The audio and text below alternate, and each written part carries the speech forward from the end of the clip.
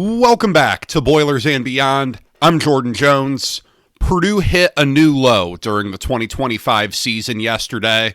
A 19-0 loss at Northwestern, a game that Purdue really needed.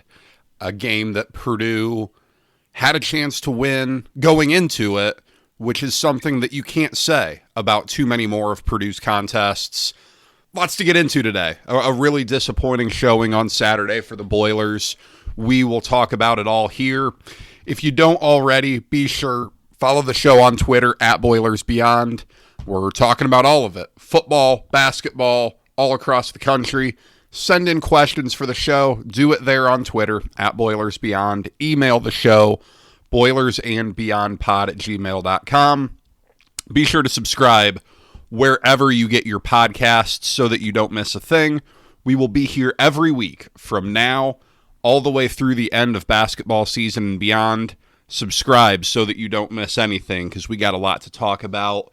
But today, we're talking about Purdue's 19-0 loss at Northwestern. Just a disastrous performance. You came into this, and I thought Purdue was going to win this game. Purdue was a 3.5 point underdog. I thought it lined up for Purdue to win, and here's why. Purdue has done some decent things this year. Like, when you look, I look a lot at advanced metrics, and I know you can only do so much with those, but when you look at Purdue's power ratings, like what Vegas would use to set lines, when you look at where Purdue is relative to preseason expectations, on a power rating standpoint, Purdue's better than it was at the start of the year. Purdue has done some decent things. Purdue has played parts of games really well against power conference competition. You know, Purdue wasn't bad against USC. Purdue's offense was good against Notre Dame. Purdue's offense was all right against Illinois. And Purdue should have won last week against Minnesota. So you're thinking that Purdue's going to take that step forward, finally get it done against a Northwestern team that just went and beat Penn State, maybe flying a little high, maybe a little bit of a victory hangover. But no, Purdue comes out, and this game was problematic right away. Northwestern gets the ball and goes on a 7-minute drive, settles for a field goal. That felt like a win for Purdue. It was a classic scripted drive. Northwestern was getting what it wanted, but these weren't big chunk plays. They had a couple explosives in the run game, but it wasn't like Purdue was just getting gashed. Instead, Northwestern was just kind of nickel and diming it down the field, and Purdue forces a field goal, and you think, okay. But Purdue comes out, goes 3-and-out. A mess. The first series just had nothing going for it. And then Northwestern goes on an 8-minute touchdown drive. So Purdue's getting the ball back for just the second time of the game, and you're already 2 minutes into the second quarter. And then Purdue gets one first down and has to punt. And then Northwestern goes down and kicks a field goal. Then Purdue punts again. It was just one thing after another. And you have to give Purdue's defense a little credit here because it struggled early on. It really did. But after that, the halfway point of the second quarter on, it gave up 6 points and it forced a couple of turnovers in there. It got better. It wasn't great. Purdue's defense did not have a great day, but it got better. Purdue's offense just had absolutely nothing going for it. The stat that jumps out to me is that through 3 quarters, Purdue only had 117 yards of offense. Yes, you look at the final tally, Purdue cleared the 300-yard mark, but a lot of that was essentially garbage time. That game was over. Once it was 19-0, Purdue would have had to score 3 times to come back and win that with its backup quarterback. Granted, the offense moved a little better with Malachi Singleton than it did when Ryan Brown was in, but Purdue wasn't doing that. That wasn't in the cards for Purdue. So Purdue gained some yards, but you saw it. Purdue either turned the ball over or had the turnover on downs in the red zone. Purdue wasn't putting together scoring drives on Northwestern. It was just a mismatch a little bit because in the trenches, Purdue got dominated, and that's concerning. Northwestern is historically a physical program. When you think of the Pat Fitzgerald program identity, it's what you think of. Run the ball, play defense. Northwestern still has that under David Braun. It's not veering away from its history. But guys, this isn't classic Northwestern under Pat Fitz when it was good, when it was, competing in the Big Ten West. This isn't that good of a Northwestern team. And Purdue got punked in the trenches. It wasn't close. That's concerning. I've got Pro Football Focus pulled up here, and my goodness, Purdue's grades for offensive linemen, not good. Purdue's grades for defensive linemen, not very good. It wasn't a good day for Purdue. Nothing went right. It's never good when you look at the box score and Manny Powell had 20 tackles. Good for him. That's a heck of a stat. But when one player's making 20 tackles, you can tell that your opponent ran 20 more plays than you did. Purdue won the yards per play battle. Again, a lot of that's garbage time. But Purdue's defense just couldn't get off the field, and it got put in a really bad spot early on when it was on the field for 13 of the first 15 minutes of the game. And Purdue's offense could get nothing sustained, so Purdue's defense is just sitting out there, playing, and it's going to wear down. You're going to give up points at that point. I was pretty high on what Purdue has done on offense for most of this year. I've enjoyed what Josh Henson has done. I think he's done a really good job of putting together an offensive game plan that doesn't get Purdue's weaknesses exploited too much. I think he's schemed around a bad offensive line a pretty good deal. I think at times he's been able to get the run game going a little bit despite not having a great run game. The passing game's been a real positive this year, but whatever Purdue came out looking to do in this game, it just didn't work. I don't know what the deal was with Ryan Brown and his receivers, but something was off there because it was a miscommunication with Michael Jackson. It was a miscommunication with Nitro Tuggle. It was a couple balls that just weren't close. It was a really, really, really rough day. Obviously he gets hurt, and you never want to see that, but he finishes the day 5 for 10 for 31 yards, runs the ball once for 3 yards. There's nothing there. There is nothing doing there. 3.1 yards per attempt. Goodness gracious. That's bad. That's really bad. And when Malachi Singleton comes in, sure, 11 for 20, 187 yards, an interception, not a touchdown. Has a bunch of yards on that bomb to Corey Smith. 48-yard catch. Catches it, takes 3 steps, fumbles it. It was just one of those days. Singleton's interception was horrible. Just a decision that can't be made. He lost a fumble as well.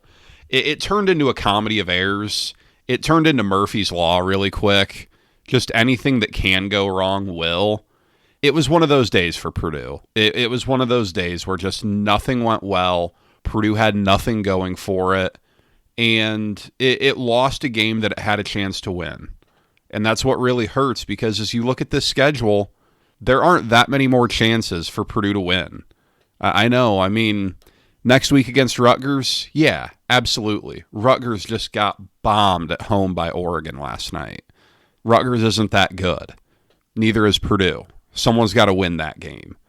But aside from that, you're going to go up to the Big House and win? Probably not. You're not beating Ohio State. You're going to go to Washington? Doubtful. Indiana? Not happening. So you're looking at this, barring a miracle, as Purdue's last chance to get a win coming up next week. And, it's not a fun spot to be in, but it's reality here for Purdue. This is, this season was about generating a little bit of momentum. Anyone who expected this to be wildly different than the win total of 2.5, 3.5 was probably viewing things through black and gold glasses a little bit. This was a team with a challenging schedule, with a lot of question marks on the roster, with a pretty young roster, all things considered. This was never going to be a team that just came out and rolled through everybody. That wasn't fair to expect if that was what you were expecting. But a loss like this is the first one where you really look at it with a little concern. You really do. This isn't good. I'm not one that's going to sit here and harp on coaching because I don't know what went on behind the scenes. Barry Odom was apoplectic in his post-game conversations, listening to him on the radio with Tim Newton after the game and listening to his post-game press conference. A lot more questions than answers, and I get it. That's a tough one to swallow because it unfolded quickly, and it's not supposed to happen like that against Northwestern. You know, sometimes when you play these teams, you play Ohio State or you play Notre Dame, and a few things happen early on, and you just look at the game and you say, man, you can't come back from that. That's not supposed to happen against Northwestern. That's what happened. And as you look forward here, the quarterback position is going to be interesting. I don't know how long Ryan Brown is out. The TV broadcast and the Purdue radio broadcast both made it sound like he was capable of coming back in the game. I don't know if that's the case or not, but that's the vibe I got from both broadcasts. What do you do there? Because he's been good this year. He's been, all in all, probably a little better than I expected. But last week wasn't his one shining moment, and this week was rough. What do you have in Malachi Singleton? I don't know. There's a reason why Ryan Brown won that starting job. No one wants to rotate quarterbacks, but there's a part of me that wonders, is it worthwhile for Purdue? Because as we've talked about here, Purdue has to know what it has at the quarterback position going into the portal this year. It has to know if it needs to go out and get another quarterback or not. Both of these guys have another year of eligibility left. I think Brown has 2. Singleton has 1 or 2. Are one of these guys your starter for next year? If so, you need to know that. And if not, you need to know that and be prepared to make a run at a difference maker in the portal. It doesn't come cheap. You've got to be prepared for that. You've got to have evaluations ready. But over these next 5 games, it's an opportunity to really learn something here. Just a really disappointing day all around. A really, really disappointing day all around. It was a game that Purdue had a chance to win coming in, and Purdue didn't run the ball very well. Malachi Thomas did some all right things. Give him some credit. He had his biggest workload of the season. Malachi Singleton came in and did some all right things in the run game, but there's just not enough juice on this offense. You saw some more dropped passes. A lot of the same problems creeping in week over week. The penalties, my goodness, we're 14 minutes in and we're just getting to the penalties. When you have limited ability in the defensive backfield, you're going to get pass interference calls, and Purdue had a lot of those today. Purdue has to find a way to clean that stuff up. It's another game where you're the more penalized team. It's another game where the opponent, where are we at here? 8 penalties for 85 yards. Northwestern has 3 for 20. Come on. That can't happen. That's inexcusable. And it's just another thing that you look at as to why Purdue came up short in this game. Purdue only reaches the red zone once. Just a bad day. And now, you've got to find a way to get off the mat. You still have 4 more games in a row here. You've got Rutgers, then you've got Michigan, then you've got Ohio State, then you go to Washington. This isn't getting easier. and you're not getting a bye until the second to last week of the season to regroup. So you've got to do this on the fly here. You've got to find a way to make this a little more competitive, to make these games better, and to really show progress, because that's the issue. That's the issue for Purdue, is that you're not showing any progress here. Fans want to see progress. Purdue's fans have been really supportive through the last, now 3 years of not very good football. That doesn't last forever. Purdue has a really good fan base. Purdue has a fan base that's very engaged, very dedicated, but you're not going to see full Ross-Ade stadiums forever if you're just getting blown out. And you want to see progress. You want to see progress. You want to give fans something to believe in. And frankly, through 7 games here, you have a mixed bag of results at best. This being a really, really rough outcome, one that makes you really question, how much better this team really is. That this felt like last year a little bit. Now, I will say, if this was last year, this game's like 39-0 because Purdue's defense would have just completely folded. Purdue's defense kept coming back and kept playing. There's not a moral victory for that. I'm starting to side with Barry Odom after the Illinois game when he said playing hard until the final whistle is the bare minimum expectation. I think that's probably pretty right. But Purdue's defense kept coming back. It wasn't awful. Northwestern did less on offense in the second half than it did the first half. 57 yards of offense in the first half for Purdue. Just horrible. Just horrible. Jack McAllister is going to win the team MVP at this point. He's been a good punter for you.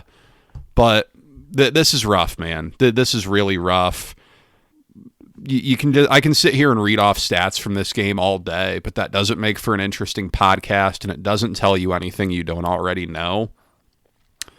But that type of effort, that type of flat effort, is problematic. It's one that when you are a team that is supposed to be a little plucky underdog, that you can't have that.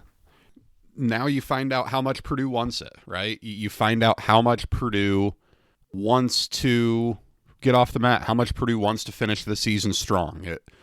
It shouldn't be a question. It shouldn't be, but we'll find out here. But look, that's about all I've got from this, really.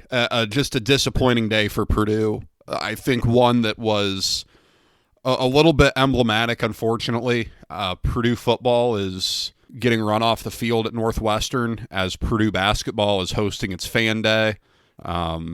I wasn't there, but obviously a lot of folks really excited about what they saw there. Purdue starts a basketball season unofficially on Friday with Kentucky. So on the midweek show, we're going to talk in pretty good deal about that. We will also preview Rutgers. We're probably not going to talk much about rewatching Northwestern because this is one that you almost just burn the tapes from a little bit. So thank you guys for joining me here. I appreciate you all listening through a pretty disappointing day for Purdue fans. We'll be back later this week. Talk some basketball, talk some football. Subscribe wherever you get your podcasts so you don't miss it. Follow the show on Twitter. Send me questions there at Boilers Beyond on Twitter. Email boilersandbeyondpod@gmail.com. Until next time, guys, take care.